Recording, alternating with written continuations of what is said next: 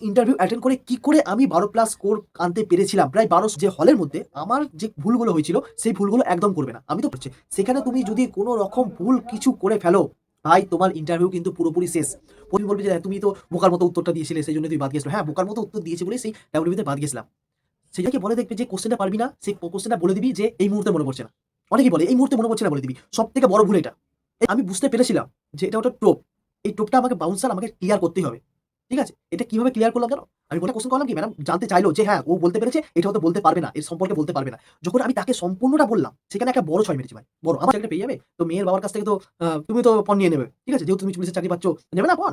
তখন আমি জয় হিন্দ বন্ধুরা। যে সমস্ত পুলিশ পরীক্ষার্থীরা প্রত্যেকটা ধাপ তাদের পরীক্ষা বলো, মানে লিখিত পরীক্ষা বলো বা তোমার মাঠ বলো, কমপ্লিট করে ফেলেছো। তাদের জন্য কনগ্রাচুলেশন। তোমাদের একটা স্টেপ। আর একটা মাত্র স্টেপ যেখানে তোমাকে একটা ইউনিফর্মধারী বা একজন সুসম্মানভাবে একজন পুলিশ কর্মীতে তোমাকে পরিণত করবে। আর একটা মাত্র স্টেপ তোমাদের।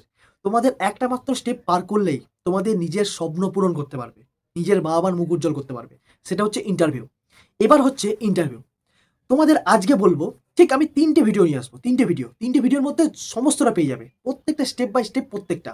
১ম এ আমি বলছি যে আমি কিভাবে ইন্টারভিউ অ্যাটেন্ড করেছিলাম এবং স্কোর প্রায় আনতে পেরেছিলাম। সেটাই তোমাদের আজকে জানাবো। অনেকের এই ইন্টারভিউ নিয়ে নানা রকম ভিন্ন ধারণা আছে। কিরকম ধারণা? যে ইন্টারভিউ আমাকে কি কোয়েশ্চেন করবে? ইন্টারভিউ তো আমার তো জিকে বই। আমি মনে করো যে জিকে, ইতিহাস, ভূগোল আমার থেকে কোথা থেকে কোয়েশ্চেন করবে? এত মোটা বইয়ের থেকে একটা কোয়েশ্চেন করছে, কোনো এমসিকিউ থাকবে না, তোমাকে উত্তর দিতে হবে। অনেকেরই এই ভীতিটা থাকে বা অনেকেরই থাকতে পারে যে এত তো হিউজ জায়গা, আমি যদি না পারি, আমি যদি কিছু নাই পারলাম তাহলে আমাকে নাম্বারটা কি করে দেবে? আমাকে তো ফেল করিয়ে দেবে। দেখো ইন্টারভিউ এরমভাবে হয় না। আমি দুটো ইন্টারভিউ দিয়েছি। একটা হচ্ছে ডাব্লিউবিপি, একটা হচ্ছে কলকাতা পুলিশ। দুটো ইন্টারভিউ এর এক্সপেরিয়েন্স আমি তোমাদের শেয়ার করব এবং এই ইন্টারভিউ থেকে যে ভুলগুলো তোমরা একদম করবে না, সেই ভুলগুলো সম্পর্কে তোমাদের অবগত করার চেষ্টা করব। প্রথম প্রথমে আমি বলতে চাই ডাব্লিউবি মানে ডাব্লিউবি বা কলকাতা পুলিশের দুটো ইন্টারভিউ দিয়েছিলাম। দুটো ইন্টারভিউ কিন্তু আকাশ পাতাল পার্থক্য হয়েছিল আমার কাছে। ডাব্লিউবি যে প্রথম ইন্টারভিউ, আমার জীবনের প্রথম ইন্টারভিউ হচ্ছে ডাব্লিউবি ইন্টারভিউ। তো ইন্টারভিউ এর মধ্যে, ঠিক আছে, যে হলের মধ্যে আমার যে ভুলগুলো হয়েছিল সেই ভুলগুলো একদম করবে না। আমি তো পরে আসছি কি ড্রেস পরবে, কি জুতো পরবে, কিভাবে তুমি প্রেজেন্ট করবে তাদের কাছে, সে সমস্ত পরের কথা। কিন্তু তুমি হলের মধ্যে ইন্টারভিউ রুম, সেখানে প্রত্যেকটা স্যার এখানে বসে আছে। তুমি এই চেয়ারে বসে আছো, এই চেয়ারে বসে আছো, প্রত্যেকটা রাউন্ড ভাবে স্যার বসে আছে, তোমাকে ফলো করছে। সেখানে তুমি যদি কোনো রকম ভুল কিছু করে ফেলো, ভাই তোমার ইন্টারভিউ কিন্তু পুরোপুরি শেষ।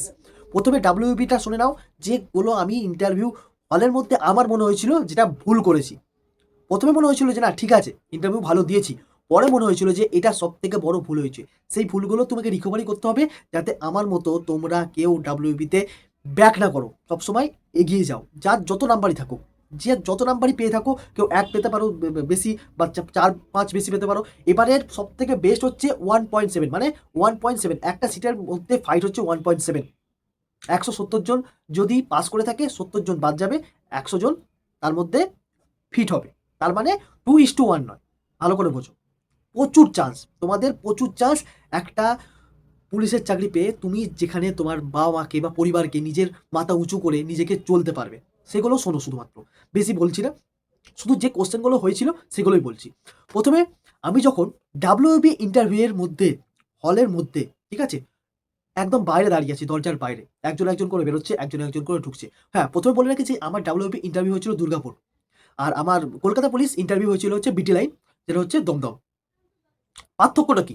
পার্থক্য এটাই যে আমি যখন দাঁড়িয়ে আছি, বললাম যে দরজার সামনে দাঁড়িয়ে আছি। দরজার সামনে ম্যাডামদের যখন, তখন আমার একটুখানি সর্দিও বা একটুখানি ঠান্ডা লেগে গেছিল। যে মুহূর্তে আমি যখন ঢুকতে গেছিলাম তখন আওয়াজটা একটু কম হয়েছে যে আসবো বলে। মানে একটুখানি ঘাবড়ে গিয়েছিলাম। সত্যি কথা বলতে ঘাবড়ে গিয়েছিলাম। ঢোকার সময়, ঢোকার মুহূর্তে ঘাবড়ে গিয়েছিলাম। যেহেতু আমি ইন্টারভিউ, আমার নিজে মনে হয়েছিল যে আমি পারবো, অনেক পারবো। প্র্যাকটিস করিনি। ঠিক আছে? যে ইন্টারভিউ প্র্যাকটিস করা কেন প্রয়োজন? ঠিক আছে? কিভাবে তোমাদের কনফিডেন্স বাড়বে সবকিছু বলে দেবো। কিন্তু যে মুহূর্তটা হয়েছিল সেটা শোনো। আমি যখন ভেতরে ঢুকলাম যে আ ম্যাডাম গুড মর্নিং ম্যাডাম বা গুড মর্নিং স্যার। তখন ভালো করে বোঝো, ভালো করে। তখন আমি ইন্টারভিউ দিতে গেছিলাম হচ্ছে মর্নিং এ। তখন ১২টা পার হয়ে গেছিল। ঠিক আছে? তখন আমার হাতে কিন্তু ঘড়ি ছিল না। এই ঘড়ি ছিল না। ইন্টারভিউ অনেকে বলবে যে ঘড়ি পড়ো, আমি বলব যে ঘড়ি পড়ো না। কিন্তু টাইমের অবগতটা কিন্তু থাকবে। ঠিক আছে? সেরকম হলে তুমি নমস্কার স্যার বলবে। গুড মর্নিং বলার দরকারই নেই। তোমার একদমই, একদমই বাদ দেওয়া হবে। এটাই বাদ দাও। তখন আমার মনে হয়েছিল যে তখন হয়তো 12টার পর, আমি তখন যেহেতু ঘড়ি ছিল না, তখন আমি বলে ফেলেছিলাম হয়তো গুড মর্নিং, তখন হয়তো এটা ব্যাড ইফেক্ট পড়েছিল। তো যখন আমি বললাম, ঠিক আছে? তখন সিটের পাশে গেলাম, জেলাম অনুযায়ী বললাম, তোমরা অনেকেই যে WFP-র আ আ ইন্টারভিউ অনেকের কাছে প্রশিক্ষণ নিচ্ছ, ভালোভাবে নিচ্ছ, আমি জানি সবকিছু। যখন আমি সিটের বাঁ পাশে বা ডান পাশে দাঁড়ালাম, ডান পাশে দাঁড়িয়ে স্যাররা বসতে বলল, বসলাম। আমাকে ১ম কোয়েশ্চেন করা হয়েছিল যে, "সৌম্য।" "হ্যাঁ স্যার।" বলছে, "কি করেছো? গ্র্যাজুয়েশন কমপ্লিট করেছো?" বলছে, "হ্যাঁ, গ্র্যাজুয়েশন কমপ্লিট করেছি।" আমি বললাম যে, "হ্যাঁ স্যার, গ্র্যাজুয়েশন কমপ্লিট করেছি।" "কি বিষয়ে গ্র্যাজুয়েশন কমপ্লিট করেছো?" তো গ্র্যাজুয়েশন কমপ্লিট করেছো, গ্র্যাজুয়েশনের প্রত্যেকটা ধাপগুলো বললাম। তো সেখান থেকে আমাকে ১ম কোয়েশ্চেন আসলো যে, ইতিহাস সম্পর্কে। তো ইতিহাস সম্পর্কে একটা কোয়েশ্চেন করেছিল, সেটা হচ্ছে দক্ষিণ ভারতের ইতিহাস সম্পর্কে। তো দক্ষিণ ভারতের ইতিহাস সম্পর্কে যখন জানতে চেয়েছিল, তখন আমি বলতে পেরেছিলাম কোয়েশ্চেনটা। আর কিছুটা একটুখানি তারপরে ওর ভেতর থেকে একটা কোয়েশ্চেন করেছিল, সেটা পারিনি। সেটার জন্য না, এটার জন্য কোনো ইফেক্ট পড়েনি, আমি জানি। ঠিক আছে? সেটার সম্পর্কে কোনো ইফেক্ট পড়েনি। ২ নাম্বার কোয়েশ্চেন যখন আমার কাছে এলো, সেটা ছিল হচ্ছে একদম বাউন্সার কোয়েশ্চেন।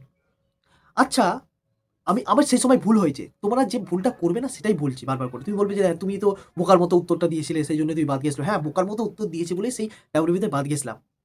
সেইজন্য কলকাতা পুলিশে এত নাম্বার পেয়েছিলাম। পরবর্তী কালে এসে রিকভারি করতে পেরেছিলাম। তো সেই সম্পর্কে একটু ভালো করে তোমাদের শুনে রাখো একটু। আমাকে বলেছিল, "আচ্ছা সৌম্য, তোমার আমি তো তোমাকে যদি বলি যে একজনকে পেটাতে, তুমি পেটাবে?" আমি তোমাকে বললাম, আমি অফিসার, তোমাকে বললাম যে, "আমি তোকে পেটাতে, তুই পেটাবে?" তো সেই মুহূর্তে আমি বলেছিলাম, "স্যার, সেটা আমার কর্তব্যের মধ্যে যদি থাকে, সেটা আমি করতে ঊর্ধ্বতন কর্তৃপক্ষের কথা মানতে বাধ্য থাকিব।" এই উত্তরটা দিয়েছিলাম। আমার মনে হয়েছিল এই উত্তরটা যেহেতু পেটানোর কথা আসছে, তখন আমার বলার দরকার ছিল যে, আমি যেহেতু একজন আইন রক্ষক, আইন ভাঙার কাজ করব না। আইন নিজের হাতে তুলে নেব না। সেইজন্য তাকে যখন আমি মারার অধিকার আমার নেই, বা কাউকে সাজা ঘোষণার অধিকার বা কাউকে হাত তোলার অধিকার আমার নেই। সেটা আইন বা কোর্ট সেটা তিনি স্বীকার করবেন। তার কি হবে? এরমভাবে বলা উত্তর দরকার ছিল। কিন্তু সে তখন আমি বলতে পারিনি। সেটা আমার বড় ভুল ছিল। এবার কি ভুল ছিল? তখন ডান দিক দিয়ে একটা স্যার কোয়েশ্চেন করেছিল। একটা তোমার ডিপ্লোমেটিক কোয়েশ্চেন করেছিল ইতিহাস সম্পর্কে, সেটা বলতে পেরেছিলাম। সেটা কোয়েশ্চেন না। এবার আমাকে বেশি কোয়েশ্চেন করা হয়নি। তো ৪ নাম্বার কোয়েশ্চেন শোনো। আমি তো ২ নম্বর কোয়েশ্চেনটা ভুল বললাম। ৪ নাম্বার কোয়েশ্চেন কি ছিল? একটা ম্যাডাম কোয়েশ্চেন করেছিল।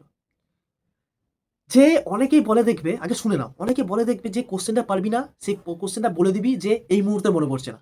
অনেকেই বলে এই মুহূর্তে মনে পড়ছে না বলে দিবি। সবথেকে বড় ভুল এটা। এই মুহূর্তে মনে পড়ছে না। আমাকে একটা কোয়েশ্চেন করেছিল যে একটা মন্দির সম্পর্কে, মন্দির। ঠিক আছে? মন্দিরটা আমাকে জিজ্ঞাসা করেছিল যে মন্দিরটা কোথায় অবস্থিত? আমি তখন বলেছিলাম যে, "ম্যাডাম এই মুহূর্তে মনে পড়ছে না।" তো এটা আমার সবথেকে কিন্তু ভুল ছিল। একটা মন্দির বা একটা কিছুর নাম বা একটা স্থাপত্য বা একটা জায়গা, তুমি কোনদিন যে জায়গাটার নাম নেই, সেই জায়গাটা তুমি কি করে মনে রাখবে? কি করে তুমি শুনবে? আর যে কথাটা ভালো করে বলছি শোনো, যার নাম নেই, সেটা তুমি কি করে বলবে যে এই মুহূর্তে মনে পড়ছে না? তুমি বলতে পারবে যে, "ম্যাডাম এই জায়গার সম্পর্কে আমার সঠিকভাবে শোনা নেই বা জানা নেই।" ঠিক আছে? এটা বলতে পারবে। এই মুহূর্তে মনে পড়ছে না, এইটা বলা ভুল। আমার মনে হয়েছিল। সেইজন্যই আমার ইন্টারভিউ কিন্তু ভালো হয়নি। একদম খুব নাম্বার কম দিয়েছিল। 6.67 নাম্বার দিয়েছিল 15 তে। এবার আসি যে কলকাতা পুলিশ আমি কি করে ফেললাম যে ইন্টারভিউটা, দেখো ইন্টারভিউ তো ইন্টারভিউ। ইন্টারভিউ তো মানে কোনো বোর্ড ফারাক করছে না, WBP বোর্ডই নিচ্ছে কিন্তু ইন্টারভিউটা। ভালো করে কথাটা বোঝো। এবার আসি Kolkata police interview. Kolkata police interview যখন আমি ঢুকলাম, ঠিক আছে? একদম কনফিডেন্স এর সাথে, কনফিডেন্স মানে একদম ফুল কনফিডেন্স যে আমার জীবনের পরীক্ষাও সেরকম দিয়েছিলাম। আমার জীবনের এমন একটা পরীক্ষা দিয়ে যাচ্ছি, এটা আমার লাস্ট। এটা আমার লাস্ট পরীক্ষা। এরপরে আমি পরীক্ষা দিতে পারব না। সেই কনফিডেন্সটা নিয়ে যেতে হবে। সেখানে তুমি মনে করবে যে অফিসাররা বসে থাকবে, তখন তোমাকে ভাবলে হবে না যারা অফিসার, বড় অফিসার, বড় র্যাংকের অফিসার, একদম ভুলে যাও। তুমি ওখানে যাবে, ভদ্র সভ্য আচরণ করবে। এই অনুযায়ী গিয়েছিলাম। ১ম এ যখন ঢুকলাম, ঢোকার সঙ্গে ১ম এ ম্যাডাম যেহেতু ১ম এ বসছিল, "নমস্কার ম্যাডাম, নমস্কার, নমস্কার স্যার, নমস্কার সকলকে।" এই কথাটা অন্তত বলো যে, "নমস্কার ম্যাডাম, নমস্কার সকলকে, নমস্কার স্যার, নমস্কার সকলকে। সকলকে নমস্কার।" সকলকে বললে তার মানে স্যারস বা এরম কিছু বলার দরকার নেই। সকলকে বলতে পারো। ঠিক আছে? এবার আমাকে বলল বসতে। আমি বসলাম। বসার সঙ্গে যেমন হয়, আমাকে কোয়েশ্চেন করছে যে, "সৌম্য?" আমি বলছি, "হ্যাঁ স্যার, সৌম্য।" সেরকম। বলছে, "কোথা থেকে এসছো?" আমি বললাম যে, "আমি হুগলি জেলার কলবা থানার অন্তর্গত রাজহাট গ্রাম থেকে এসেছি।" বলছে, "ও রাজহাট গ্রাম। আচ্ছা।" বলছে, "গ্র্যাজুয়েশন কমপ্লিট করেছো?" আমি বলছি, "হ্যাঁ স্যার, গ্র্যাজুয়েশন কমপ্লিট করেছি।" "আচ্ছা, গ্র্যাজুয়েশন কোন কলেজ থেকে কমপ্লিট করেছো?" আমি বললাম যে, "আমি খলিশানী মহাবিদ্যালয় থেকে গ্র্যাজুয়েশন কমপ্লিট করেছি।" বলছে, "আচ্ছা, তাহলে তুমি আ ওই কলেজ থেকে হরিপাল থেকে ওই কলেজে কি করে গেলে? হঠাৎ করে যে ওই কলেজ থেকে ওইখানে কি করে গেলে? ওখানে অতদূর কেন পড়তে গেলে? এবার আমি বুঝতে পেরেছিলাম যে এটা ওটা টোপ। এই টোপটা আমাকে বাউন্সার আমাকে ক্লিয়ার করতেই হবে। ঠিক আছে? এটা কিভাবে ক্লিয়ার করলাম জানো? আমি বললাম যে, আ আ "ক্ষমা করবেন স্যার, আমি বলেছি ক্ষমা করবেন।" আমি নিজের ভুল লাগলাম। স্যারেদের ভুল না। স্যাররা যেটা বলবে সেটা কিন্তু ঠিক ওখানে। আমার ভুল। যে, "ক্ষমা করবেন স্যার, আমি বলেছি স্যার রাজহাট গ্রামের হুগলি জেলার পোলবা থানার অন্তর্গত স্যার।" বলছে, "ও আচ্ছা, আচ্ছা, আচ্ছা তুমি পোলবা বললে না? আচ্ছা, আচ্ছা, আচ্ছা পোলবা, পোলবা খুব ভালো জায়গা। ও ওখানে ভালো, ভালো কেস হয়, ভালো, ভালো আ ভালো, ভালো জায়গা ইয়ে আছে।" স্যাররা শুনেছিল। সেইজন্যই বলছিল। বলছে, "আচ্ছা, আচ্ছা, আচ্ছা আমার ভুল স্যাররাই তখন বলল যে, "ও আচ্ছা, আচ্ছা তুমি বললে না পোলবাই বাড়ি না? আচ্ছা, আচ্ছা হরিপাল শুনেছি। ঠিক আছে।" তারপর জিজ্ঞাসা করল যে তারপর ম্যাডাম, এবার ম্যাডাম আসছে কোয়েশ্চেন করছে যে, "তুমি কি, কি সাবজেক্ট নিয়ে পড়েছো?" সেম কোয়েশ্চেন, "তুমি কি, কি সাবজেক্ট নিয়ে পড়েছো?" আমি তখন তোমার এই মুহূর্তে তোমায় যখন বলল যে, "তুমি কি, কি সাবজেক্ট নিয়ে পড়েছো?" এখানেই হচ্ছে তোমার স্ট্রং পয়েন্ট। যে সাবজেক্টটা তুমি বেস্ট, একদম বেস্ট। মনে রাখবে যে ওই কোয়েশ্চেন থেকে কিছু, কিছু সাবজেক্ট থেকে আমাদের মধ্যে বেস্ট থাকে। সেখানে তোমাকে বলতে হবে যে সে সাবজেক্টটা একটু ভালো করে জোর দিয়ে প্রেশারাইজ করে বলবে। ঠিক আছে? একটুখানি প্রেশারাইজ করে বলবে যাতে ভালো করে পৌঁছায়। ঠিক আছে? যেমন আমার ছিল হচ্ছে রাষ্ট্রবিজ্ঞান, ঠিক আছে? এডুকেশন, ইতিহাস, ঠিক আছে? এই ৩ টে সাবজেক্ট ছিল। তো এই সাবজেক্টের মধ্যে ইতিহাসটা একটু গুরুত্বপূর্ণ। আমি জানি ইতিহাস থেকে কোয়েশ্চেন করবেই করবে। তো ম্যাডাম আমাকে কোয়েশ্চেন করল যে, "ইতিহাসের যেকোনো একটা বিদ্রোহের কথা বলো।" তখন আমি বললাম যে ১৮৫৭ খ্রিস্টাব্দে মহাবিদ্রোহ। ঠিক আছে? বা সিপাহি বিদ্রোহ। তো বলছে, "না এরকম না, ভূমিকা সম্পর্কে বলো। প্রত্যেকটা মানে পুরো সম্পর্কে বলো।" এই যে তোমার একটা পজিটিভ, তুমি যেটা জানো সেটা তুমি কিন্তু যখন বলছো, আমি কিন্তু এটা দিয়েছিলাম। আমি বলতে পারতাম পুরো সম্পর্কে। আমি ম্যাডামকে একটা কোয়েশ্চেন করালাম। ম্যাডামকে একটা কোয়েশ্চেন করালাম কি ম্যাডাম জানতে চাইলো যে হ্যাঁ, ও বলতে পেরেছে, এটা হয়তো বলতে পারবে না। এর সম্পর্কে বলতে পারবে না। যখন আমি তাকে সম্পূর্ণটা বললাম, সেখানে একটা বড় ৬ মেরেছি ভাই। বড়। আমার মনে হয়েছে একটা বড় ৬ মেরেছি। সেই মুহূর্তে বসে বা বাইরে এসেও আমার মনে হয়েছে যে আমি একটা বড় ৬ মেরে দিয়েছি। আমি প্রত্যেকটা মহাবিদ্রোহের প্রত্যেকটা দিক কে কোথা থেকে নেতৃত্ব দিয়েছিল, কিসের জন্য বিদ্রোহ হয়েছিল, এর পরিণাম কি হয়েছিল, কারা সাথে ছিল, কারা বিরোধীতে ছিল, কেন বিরোধিতা করেছিল, কিসের জন্য ১ম শহীদ কে হয়েছিল, প্রত্যেকটা পার্ট একদম গুছিয়ে খুব সুন্দর করে একদম পরিপাটি হিসেবে গুছিয়ে বলার সঙ্গে, সঙ্গে আমি ভাবছিলাম যে একটার পর একটা এক্সটেনশন হয়ে যাচ্ছে। মানে অনেক বেশি হয়ে যাচ্ছে। মানে বলা বেশি হয়ে যাচ্ছে যেটা এখনো সময় আছে বা যারা ইন্টারভিউ দেবে তাদেরকেও কিন্তু একটুখানি তোমাকে একটু সংক্ষেপে বলতে হবে। কিন্তু আমি বেশি বলে ফেলছিলাম, স্টপ করে দিই। মানে একটা আ ইয়ের পর আমি একটুখানি আস্তে, আস্তে মসৃণ করে স্টপ করে দিই। তখন ডান দিক দিয়ে একটা স্যার কোয়েশ্চেন মানে কোয়েশ্চেন তারা শুনেছে। প্রত্যেকটা কথা তোমার কিন্তু শুনবে। তুমি একটা কখনো ভুল বললে সেখান থেকে রিপিট কোয়েশ্চেন আসবেই আসবে। তো তখন আমাকে কোয়েশ্চেন করেছে যে, "অসম থেকে কে দাঁড়িয়েছিল? অসম থেকে কে নেতৃত্ব দিয়েছিল?" তখন আমি তাকে বললাম সঙ্গে, সঙ্গে মানে একটুখানি ইতস্তত বোধ হয়ে যেহেতু কোয়েশ্চেনটা করা হয়ে গেছে রিপিটেশন এর একটা কোয়েশ্চেন করেছে তখন একটুখানি ইতস্তত বোধ হয়ে আ কুল মাইন্ডে বলে দিলাম। ঠিক আছে? কথাবার্তাটা ছিল এরকম মানে তোমাদের সাথে আমি যেভাবে কথা বলছি মানে চোখে চোখ রেখে, ঠিক আছে? কোনো ভয় পাবে না। কারণ তুমি পুলিশ হতে যাচ্ছ। পুলিশ হতে গেলে তোমাকে কিন্তু ভয় পেলে চলবে না ভাই। ভয় পেলে চলবে না। তোমার নিজের বেস্ট কনফিডেন্স দিয়ে তুমি তাদেরকে বলে আসবে, একদম তোমার দেখবে এই ইন্টারভিউ ভালো হয়েছে। একদম ভালো হয়েছে। তারপর যখন উত্তর দিলাম। উত্তরটা দেয়া হয়ে গেল পর ডান দিক থেকে একটা স্যার কোয়েশ্চেন করল হঠাৎ করে যে, "পণ প্রথা কি?" তুমি ভাবতে পারবে না এত কিছুর পর জিজ্ঞাসা করছে তোমার পণ প্রথা কি? যেহেতু পণ প্রথা সম্পর্কে আমার ধারণা তো ছিলই, যেরকম চলতি ভাষায় ছিল। ঠিক চলতি ভাষার মধ্যেখানেই আমি কিন্তু কথাটা তুলে দিয়েছিলাম যে পণ প্রথা কি? যে আগেকার সময়ে যেভাবে করা হতো পণ প্রথার বিরোধিতা মানে পণ প্রথা সম্পর্কে যেভাবে করা হতো, কিরকম যেভাবে অত্যাচারিত করা হতো, ঠিক আছে? সব প্রত্যেকটা পার্ট তুলে ধরলাম এবং এখনকার পণ প্রথা নিয়ে এখনকার একটা প্রেক্ষাপট তুলে ধরলাম যে এখনকার পণপ্রথা আস্তে, আস্তে দিন, দিন আমাদের সমাজ যেহেতু ডেভেলপমেন্ট হচ্ছে, এগুলো কিন্তু আস্তে, আস্তে মুছে যাচ্ছে। তখনই আমাকে ম্যাডাম কোয়েশ্চেন করে যে, "তুমি কি বলো যে মুছে যাচ্ছে?" তাই? আমি তখন উত্তর দিলাম যে, "যেহেতু আমি যে জায়গাটায় থাকি বা আমরা যে জায়গায় বসবাস করছি এখন অনেক ডেভেলপমেন্ট করছে। মানুষের কাছ থেকে বা প্রশাসন যেভাবে এর বিরোধিতা করার চেষ্টা করছে যে পণ প্রথা আইনত দণ্ডনীয় অপরাধ, একটা অপরাধ হিসেবে মনে হয়। তো সেই প্রশাসন যেভাবে কাজ করছে আস্তে, আস্তে মানে এই পণ প্রথা সম্পর্কে আস্তে, আস্তে মানুষের ধ্যান ধারণা আসছে এবং সেটাকে আ আস্তে, আস্তে শেষের দিকে প্রায় সবাই বুঝছে। তো ম্যাডামরা হাসলো। খুব ভালো করে হাসলো। বলছে, "বাহ!" এই বাহ! উত্তরটা আমাকে অনেক ডেকে নিয়েছে। অনেকের অনেকভাবে ইন্টারভিউ হবে, অনেকে অনেক পেরেছে। কিন্তু আমার মনে হয়েছে উত্তরটা ভালো দিয়েছি। এবং পণপ্রথা থেকে কোয়েশ্চেন করেছে। "আচ্ছা পণপ্রথা তুমি তো বিরোধিতা করছো, যখন তুমি পুলিশের চাকরিটা পেয়ে যাবে" মানে দেখো এখানেই ওরা বলে দিচ্ছে। এখানেই তোমাকে বলে দেবে। ঠিক আছে? পুলিশের চাকরিটা পেয়ে যাবে। তো মেয়ের বাবার কাছ থেকে তো আ তুমিও তো পণ নিয়ে নেবে। ঠিক আছে? যেহেতু তুমি পুলিশের চাকরি পাচ্ছ, নেবে না পণ?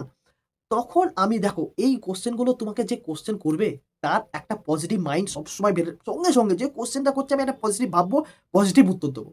তখন আমি বলি, যেহেতু আমি পুলিশের চাকরিটা পেয়ে যাচ্ছি, যে সমস্ত জিনিসগুলো তারা দেবেন মানে আমার শ্বশুরবাড়ি থেকে বা দেবে, সেগুলো কেনার সামর্থ্য আমার থাকবে। ঠিক আছে? সেগুলো কেনার সামর্থ্য থাকবে। তাহলে আমি পণ চাইবই না। পণ প্রথার আমি বিরোধিতা করব। কিন্তু বিরোধিতা করব, কিন্তু আমি কোন রকম পণ নেব না। তখন উত্তর দেয় স্যার, কোয়েশ্চেন করে স্যার, জোর করে দিলে তো নিয়ে নেবে। জোর করে দিলে তো নিয়ে নেবে না? তোমাকে খাটাস পিটিশে আর্মিরা দিল, তুমি নিয়ে নেবে না?" তখন আমি উত্তর দিলাম এইভাবে যে, "স্যার, আমার বাড়িতে আমি যেহেতু অ্যা আ যদি চাকরি পাই, সেহেতু আমার আমার যেহেতু যেগুলো নেই, আমি সেগুলো তো কিনে আনবো স্যার। সেগুলো কিনে এনে বাড়ির মধ্যে নিয়ে যাবো, বাড়ির মধ্যে রাখবো। সেগুলো যেহেতু থাকবে, সেগুলো তো স্যার আর নেয়ার কোনো প্রশ্নই হয় না স্যার।" এরমভাবে একটু হাসি মুখে, মিষ্টি মুখে তুমি নিজের বেস্টটা দিয়ে আসবে। যখন বলল, "ঠিক আছে সৌম্য, আসো।" তখন উঠে দাঁড়িয়ে, "নমস্কার ম্যাডাম, নমস্কার সকলকে।" ব্যাস। সবাইকে দিকে তাকিয়ে একবার করে নমস্কার সকলকে। যখন তুমি আসবে একদম অ্যাটিটিউড, মানে অ্যাটিটিউড বলতে কি এরকম না। একদম তুমি যে পুলিশ হয়ে যাচ্ছ, ঠিক আছে? মনের মধ্যে মনে রাখবে, সেই অনুযায়ী ব্যবহার করবে। ছাবড়িগিরি একদম করবে না। ওই স্টাইল মেরে হেঁটে যাচ্ছি। একদম ভালোভাবে, একদম কনফিডেন্স পুরো, একদম তুমি যে এসছো তুমি পুলিশ হয়ে বেরোবে। এরকম কনফিডেন্স দেখে আমি আস্তে, আস্তে বেরিয়ে যাই। কিন্তু পেছনে একটা কথা বলে যে ছেলের মধ্যে কনফিডেন্স আছে, কথা বলার দক্ষতা আছে। এটা পর্যন্ত শুনে যায়। তখনই ভেবেছি একদম কনফার্ম। ভাই আমার চাকরি কনফার্ম। কারণ আমার একেই তো নাম্বার ভালো তোলা আছে। আর দ্বিতীয়ত আমার ইন্টারভিউ কিন্তু ভালো হলো। স্যারেদের সঙ্গে একটা ভালো, মানে কোন রকম ব্যাড ইফেক্ট পড়ল না। তো এইভাবেই আমি রিকভারি করতে পেরেছিলাম, যে 6.6 থেকে তার ডবল নাম্বার করে দেখিয়েছিলাম। ঠিক আছে?